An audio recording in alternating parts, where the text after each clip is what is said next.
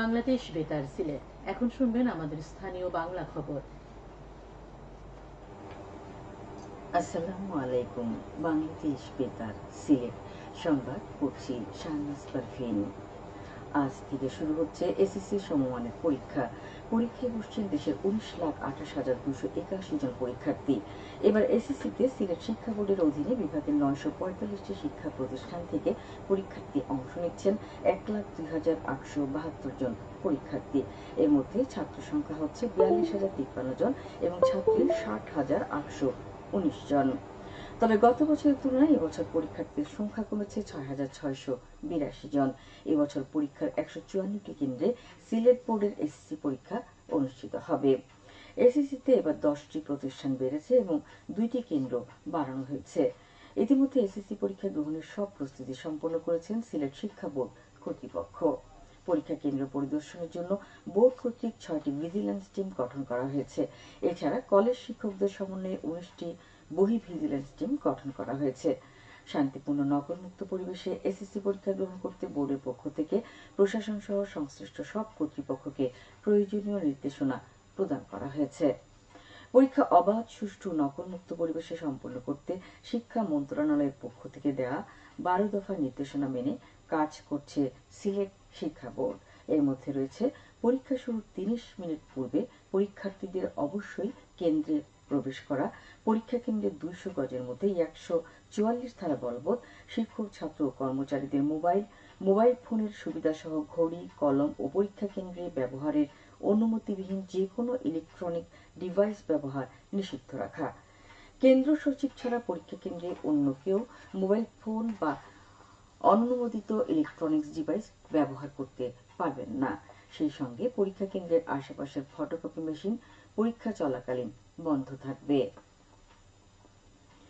ভারতে অবৈধ অনুপ্রবেশের দায়ে সে দেশের আইন শৃঙ্খলা বাহিনীর হাতে আটকের পর বিভিন্ন মেয়াদের সাজা ভোগের পর দেশে ফিরেছেন 14 বাংলাদেশি নাগরিক।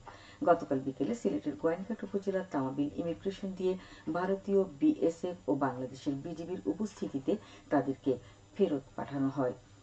তামাবিল ইমিগ্রেশন পুলিশ জানায়, ভারত থেকে ফেরা 14 বাংলাদেশি নাগরিক বিভিন্ন সময় সীমান্ত দিয়ে ভারতে অনুপ্রবেশের দায়ে ভারতীয় সীমান্তরক্ষী বাহিনী বিএসএফ ও ভারতীয় পুলিশ আটক করে আদালতে সোপর্দ করে। আদালত তাদেরকে কারাগারে প্রেরণের নির্দেশ প্রদান করেন। ভারতের মেঘালয় রাজ্যের ওয়েস্ট গারো হিলস জেলার তুরা কারাগারে 14 জন বাংলাদেশি নাগরিকের কারাভোগ শেষ হওয়ায় বাংলাদেশি কর্তৃপক্ষের আবেদনের প্রেক্ষিতে ভারতীয় ইমিগ্রেশন কর্তৃপক্ষ বিজিবি বিএসএফ এর উপস্থিতিতে তাদেরকে বাংলাদেশ ইমিগ্রেশনের নিকট হস্তান্তর করেন। হোমিওপ্যাথি এক স্বাস্থ্য এক পরিবার, এই প্রতিপাদ্যকে সামনে রেখে সারা দেশের মতো সিলেটেও আজ পালিত হচ্ছে বিশ্ব হোমিওপ্যাথি দিবস।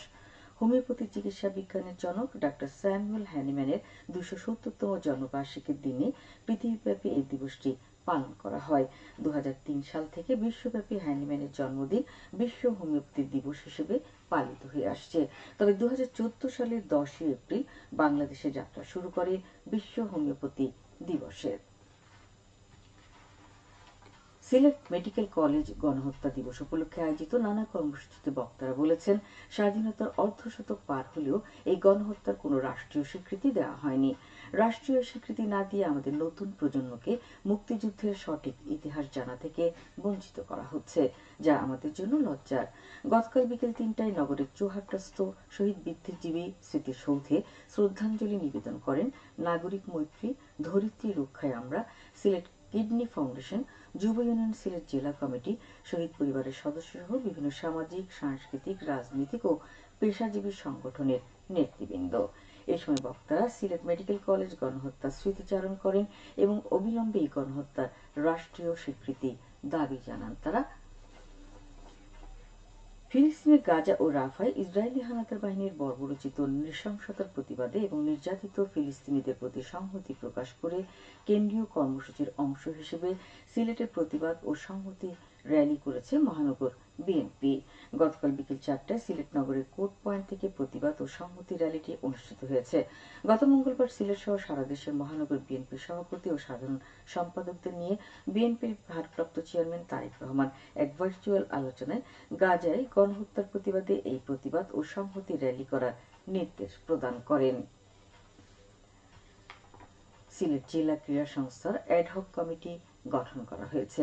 গতকাল জাতীয় ক্রীড়া পরিষদের সচিব মোহাম্মদ আমিনুল ইসলামের স্বাক্ষরিত এক বিজ্ঞপ্তির মাধ্যমে অ্যাডহক কমিটির অনুমোদন দেওয়া হয়।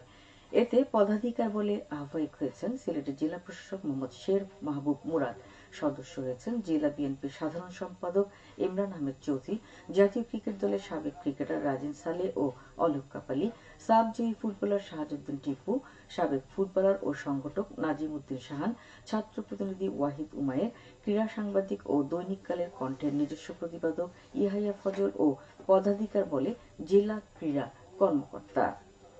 এর আগে শেখ হাসিনা সরকারের পতনের পর 21শে আগস্ট ভেঙে দেওয়া হয় সিলেট সহ দেশের সব সরকারি জেলা ও বিভাগীয় ক্রীড়া সংস্থা। এছাড়াও জেলা ও মহিলা ক্রীড়া সংস্থা, বিভাগীয় মহিলা ক্রীড়া সংস্থা, সব উপজেলা ক্রীড়া সংস্থা ও উপজেলা মহিলা ক্রীড়া সংস্থার কমিটি। এর ফলে স্থবিরতা বিরাজ করে সিলেট জেলা ক্রীড়া সংস্থায়। সবশেষে আবহাওয়া। সন্ধ্যা 6টা পর্যন্ত পূর্বাভাসে বলা হয়েছে সিলেট সহ পার্শ্ববর্তী এলাকায় আজ কোনো সতর্কবাণী নেই এবং কোনো সংকেত দেখাতে হবে না। আজ সিলেটে সূর্যোদয় হয়েছে 5টা 35 মিনিটে এবং সূর্য অস্ত যাবে সন্ধ্যে 6টা 12 মিনিটে। সংবাদ শেষ হলো।